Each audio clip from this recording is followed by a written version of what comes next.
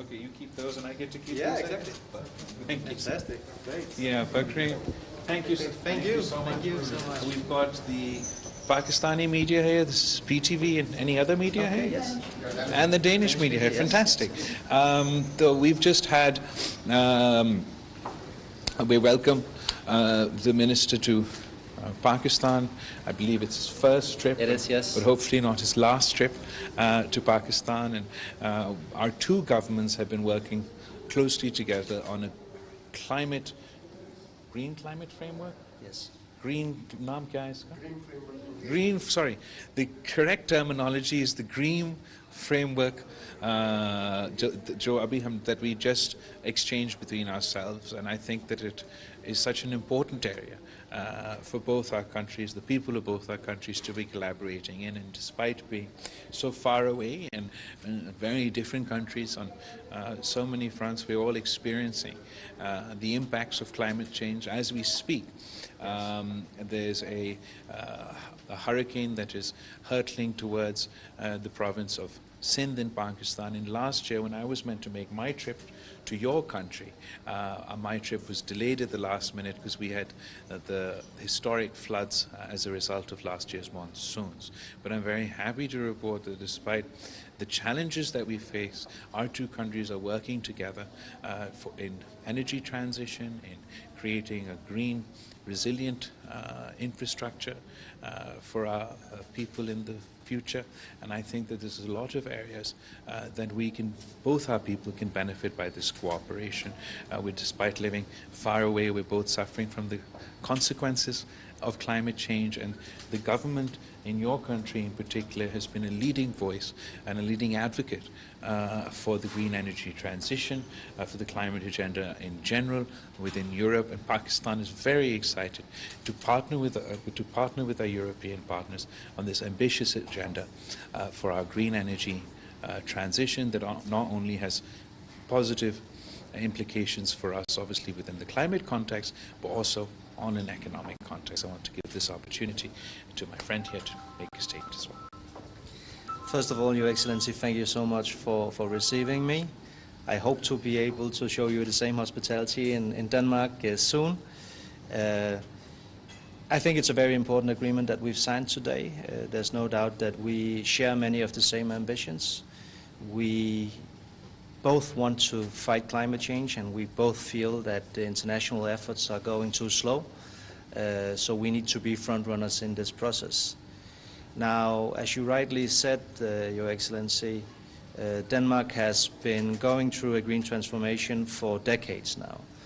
And actually one of the main points in our meeting and our talks that we just had was that when we started the transformation in Denmark, we didn't even call it green, because this was in the 1970s. This was before environment and climate change issues were high on the agenda. So why did we do it? We did it because of energy security. And we did it because it makes very good sense also from an economic perspective.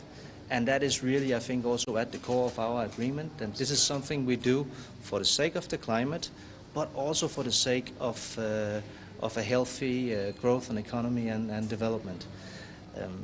Now, it's also important for me to underline also to the people of Pakistan that we have been very touched when seeing and hearing about the effects of climate change that you are facing every day.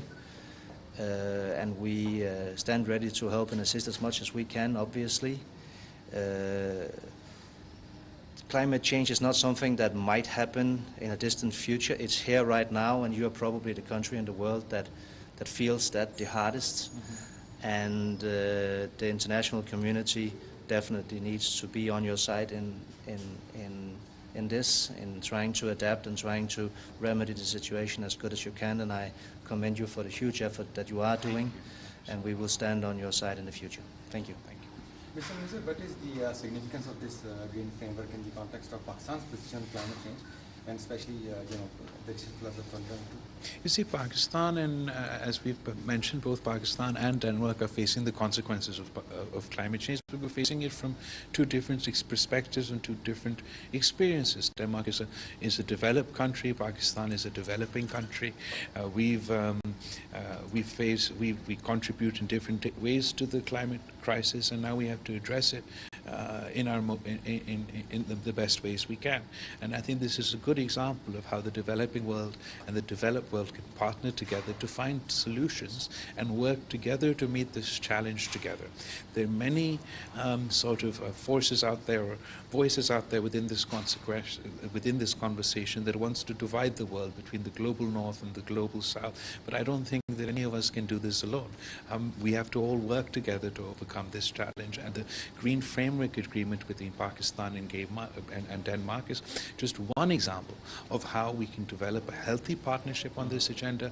We can complement each other's climate agendas, but also each other's economic ambitions, and create economic opportunities for each other's peoples. For example, the energy transition in Pakistan, Denmark has had an experience in green energy transition, and their experience is as a result not only of their climate ambitions, but also because of their ambitions to be energy independent and provide economic opportunities to their people, provide green new jobs to their people. And us here in Pakistan also, yes, we're facing the brunt of the climate crisis, and we want to reduce our climate output, but we also want to diversify our energy needs. We also want to have an organic, homegrown energy resources. Pakistan has vast potential for solar energy, and we have huge potential for wind energy. Denmark is already working in Pakistan on wind energy, and I hope to be able to work within the federal government to create such policies on behalf of our federal government that encourage international companies, different countries to come and invest in Pakistan in green energy, in the wind sector and in the energy sector. So going forward, how do you see the relationship between Pakistan and Denmark going? Well, we are already very close friends and have collaborated for many years, had partnerships for many years, but we hope that in the future we will become even closer. There's no doubt that on the green agenda we share many of the same objectives, and I guess you could say that on some of the issues we have the knowledge and experience and you have the scale, so it will be in both our interests to work closer together. Wind is a very good example of that. As I understand it, Pakistan could be a superpower in wind energy because of the way you're situated and the winds that you have. Now, we were the first country in the world to build an offshore wind farm and onshore wind already back in the 1970s. So the decades of experience that we have, we hope to be able to share, and it will be good for both countries. Okay, thank you for taking time to answer my questions.